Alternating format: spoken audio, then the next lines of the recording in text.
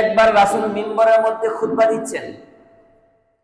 খুতবা দেওয়া অবস্থায় জিবরাইল আসলেন, এসে রাসূলের কানে কানে কি যে বলল। রাসূল বললেন আমিন, আবার বললেন আমিন, আবার বললেন আমিন।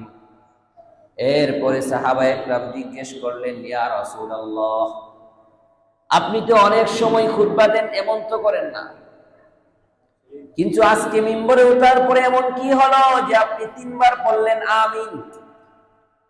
রাসূল বললেন, প্রথমবার যখন আমিন আমিন বলেছি, এর মধ্যে একবার জিবরাইল এসে বললেন, যে ব্যক্তি রমজান পাইল তারপরে সে তার জীবনের গুনাহ মাফ করাইতে পারল না, সে যেন ধ্বংস হয়ে যায়।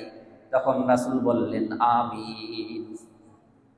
তাহলে চিন্তা করেন, আপনি রমজান পাইছেন, কিন্তু আপনি আপনার গুনাহ মাফ করাইতে পারলেন না। আমি আমার গুনাহ মাফ করাইতে পারলাম না, আমার জন্য রাসূলের পক্ষ থেকে অভিশাপ আছে। এই অভিশাপ দিয়ে রাসূল বলেছেন, যে রমজান পাইলো তারপরে গুনাহ মাফ করাইতে পারলো না, ও যেন ধ্বংস হয়ে যায়। রাসূল বললেন আমিন।